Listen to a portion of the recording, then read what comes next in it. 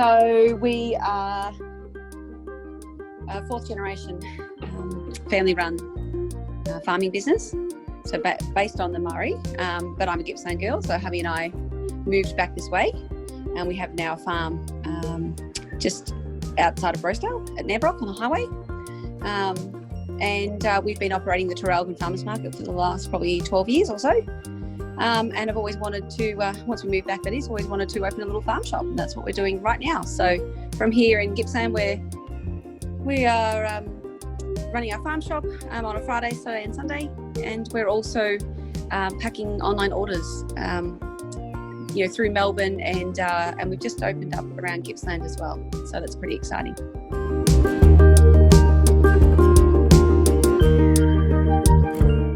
So our other property, my grandfather bought it with his brother in 1938, and so they had done they'd grown a number of different fruits and vegetables over their life, but they were really sick of dealing with all the climatic conditions that surrounded a lot of the different varieties. So grapes, they had a go at grapes for a number of years. Of course, if it got wet weather at the wrong time, they get mildew and bunches would rot.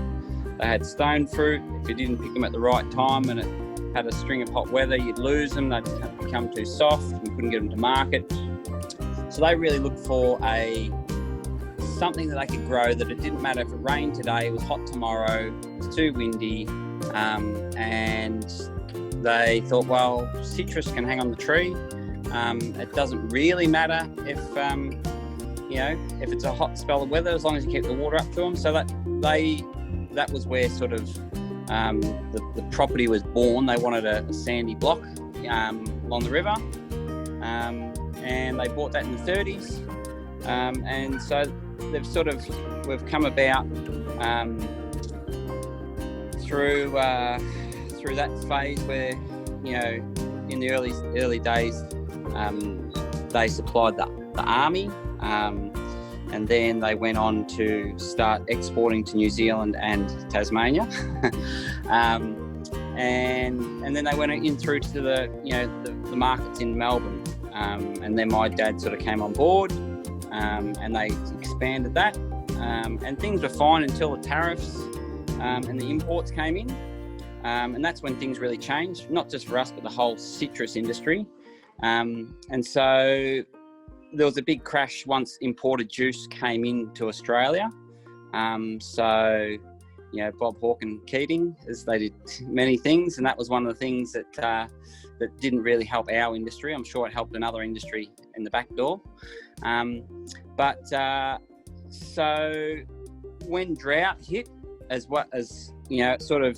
hit sort of in that early 2000s was the real big one that knocked us onto our knees, and that sent us to farmers markets, and because our fruit wasn't worth anything. Aussie citrus wasn't worth anything because they could import cheap juice cheaper than we could grow it. So that's where we sort of turned to farmers markets, and then through doing the farmers markets, we've found that it was very difficult because you could build a relationship with a customer, and you could supply them for a certain period of time, or even to an extent a retail business, like a cafe or a restaurant or a little processor, but you had to be able to supply them all year round, because we'd build that relationship, and then we'd run out of lemons, or we'd run out of a particular variety of whatever citrus we might be selling to them at the time,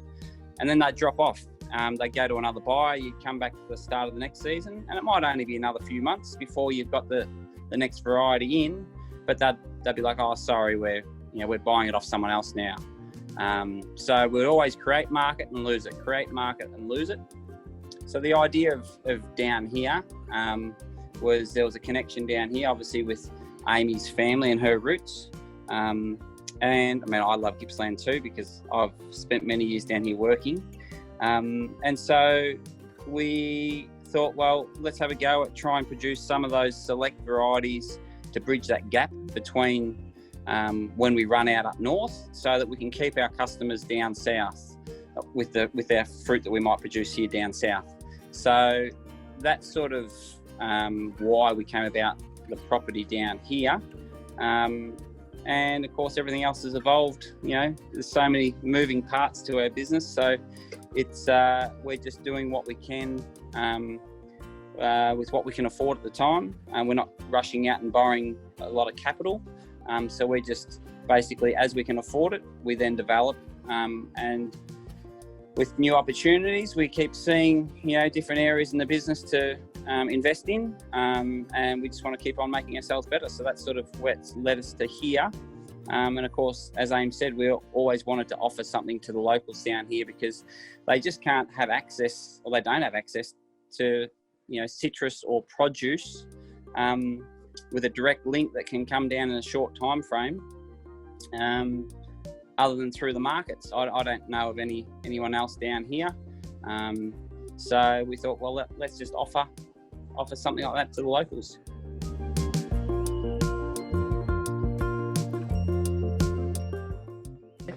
Well, citrus is our primary product that we grow. But we've also, through the farmers markets, we've learnt more about what our customers want. And therefore we've diversified with what we grow. And that would be diversifying into avocados, for example. I know the boys had recently planted, 800 trees or more of avocados. And they're starting to come into their own now, which is exciting. We also do rotational cash crops, things like pumpkins, garlic, shallots, those sort of rotational crops that, you can harvest season to season. And also they're hardy, and we can take them to market, and they're also something that bridges the gap between our seasons too. With our citrus, we do have citrus all year round, but it tends to be on the leaner side around sort of generally April, early May, while we're waiting for the next variety of neighbours to come in. So that's basically most of what we grow. We do a lot of value-added products as well. So myself and my mother-in-law, we all hand make the value-added preserves. So yeah, which is a really nice addition to the farmers market stall, and also a really nice connection and link here at our farm shop.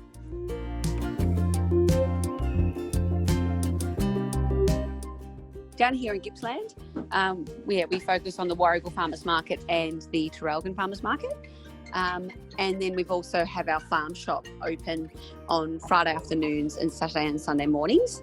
And we're located on the corner of Princes Highway and Nambrock Road. So really easy access from the highway. So yeah, people that are driving past can, either from Sale or from Traralgon, we're literally a stone's throw away. So that's pretty exciting.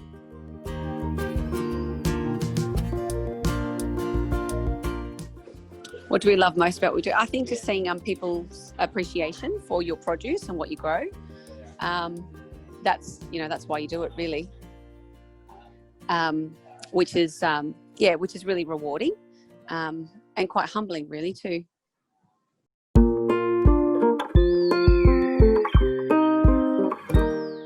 Well, as a family, like unit entirely, we would have pared back the markets in a huge way. So as a collective, we were doing something like 30 odd markets a month. And we at one stage were back down to about 8. So drastically we had to change what we were doing, because we were living, rural. There was a level of like a duty of care, really, to our rural communities, not to be travelling in and out of Melbourne, doing farmers markets.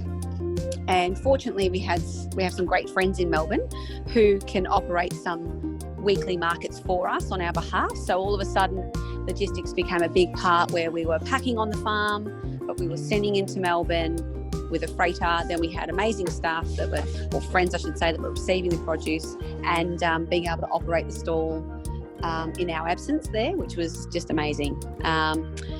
We're also part of the Alphington Food Hub, and we have some shed space available there that we rent, and that has been a key part to the whole logistics side of things as well, which has allowed us to continue to look after some of our customers in Melbourne, which is fantastic. So that was a really big part, changing the markets, and then also really ramping up the online part of it, because all of a sudden we'd scaled back farmers markets in such a huge way that we had to look at other ways of being able to get our produce out there to people, and try and retain some of our customers that are really long-serving customers that have been with us for many, many years. So the online side of it, fortunately we had that sitting there. It was slightly dormant, but it was there, and we ramped that up in a big way, and paired up with another small business, refrigerated transport small business, and they've been wonderful, and really given us the confidence to be able to deliver direct to their door, and know that the produce is arriving as fresh as it was when our hands were on it last, like 2 days prior. So it's really amazing. So yeah, that's pretty much where we're at, and then the farm shop as well. So we sort of totally changed it on its head within the space of a few months. So very, very busy time, but very exciting, in the same breath.